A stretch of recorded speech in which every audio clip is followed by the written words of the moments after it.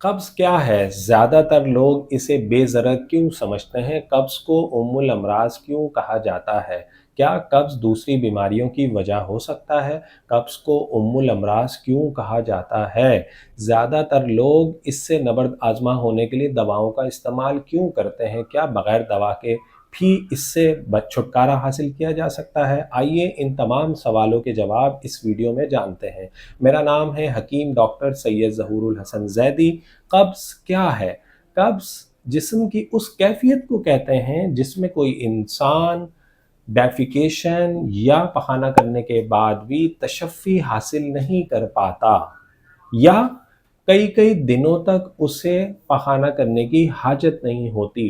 Modern medicine में definition के मुताबिक कब्ज़ ऐसी कैफियत को कहते हैं कि जिसमें डेफिकेशन के दौरान मरीज़ या सब्जेक्ट जो है वो दर्द या तकलीफ़ महसूस करे, जबकि तिब्बे यूनानी में ये कहा जाता है कि हर रोज़ कोई शख्स जो है वो ईज़िली डेफिकेट कर सके या पखाना कर सके।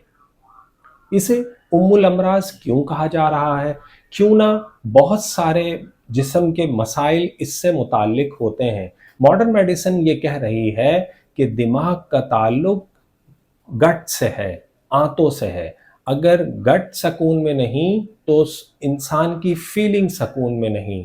बुकरात ये कहता है कि तमाम बीमारियों की जड़ मैदे की बीमारियों से शुरू होती है, जबकि जालिनूस ये कहता है कि अगर जिस्म बेहतर है तो आंतें बेहतर हैं, अगर आंतें बेहतर हैं तो इंसान अच्छी सोच रख सकता है। जबकि बू अली सीना अपनी शहर आफाक किताब के अंदर ये कहता है कि जिस्म में फासिद चीज़ों के रुक जाने से फासिद खून जन्म लेता है, और फासिद खून जो है वो जिस्म में बीमारियों का सबब बनता है। तो फुजलात का जिस्म से निकल जाना बहुत अहम होता है। अगर ये फुजलात जिस्म में रहेंगे तो ये बहुत सारी बीमारियों को जन्म दे रहे होते हैं, जैसा कि बवासीर, बवासीर के बाद फिशर जिसको हम शक्कुल मकद भी कहते हैं, और इसके अलावा कब्ज़ की वजह से इंसान चिड़चिड़ा रहता है, सर में दर्द होना, गैस होना, बदहज़मी का रहना, और अपनी डेली रूटीन को जो है वो कंटिन्यू अच्छे तरीके से नहीं कर पा रहा होता।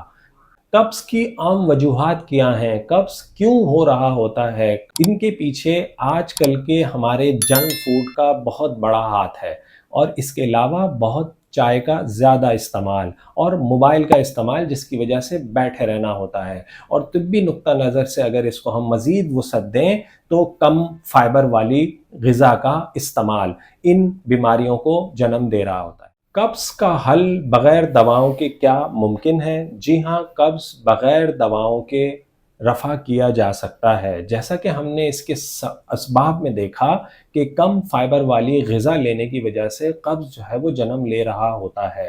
तो ऐसी ग़िज़ा का इंतख़ाब कीजिए जिसके अंदर फ़ाइबर ज़्यादा से ज़्यादा हो। मिसाल के तौर पर होल ग्रेन आटा, जिसे यूजुअली चक्की का आटा कहा जाता है, मौजूदा दौर के अंदर फ़ाइन आटे का इस्तेमाल इसकी बहुत बड़ी वजह बनता चला जा रहा है। अगर घर के अंदर लाल आटे की रोटी का इस्तेमाल कर लिया जाए तो इससे छुटकारा हासिल किया जा सकता है।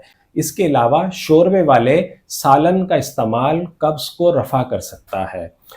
फलों का इस्तेमाल, सब्जियों का ज़्यादा इस्तेमाल, पानी का बकसरत इस्तेमाल, ये वो चंद चीज़ें हैं जिनको आप अपनी प्रैक्टिस में लाकर कब्ज़ से छुटकारा हासिल कर सकते हैं। जैसा कि कुछ शोबे हैं जिनमें बैठे रहना उनकी मजबूरी हुआ करती है।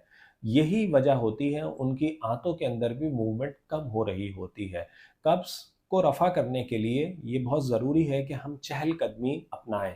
खुसूसन खाना खाने के बाद और रात के खाना खाने के बाद 40 कदम चल लेना सुन्नत से भी साबित है। ये हमारी गट को रेगुलेट रखती है, उसकी मूवमेंट को बेहतर करती है, जिसकी वजह से हम कब्ज़ से बच सकते हैं। अगर आप इस किस्म की मज़ीद मुफ़ीद मालूमाती वीडियोज़ चाहते हैं कि आप तक पहुँचती रहें, तो आप चैनल को सब्सक्राइब करें और लाइक करें। बहुत शुक्रिया।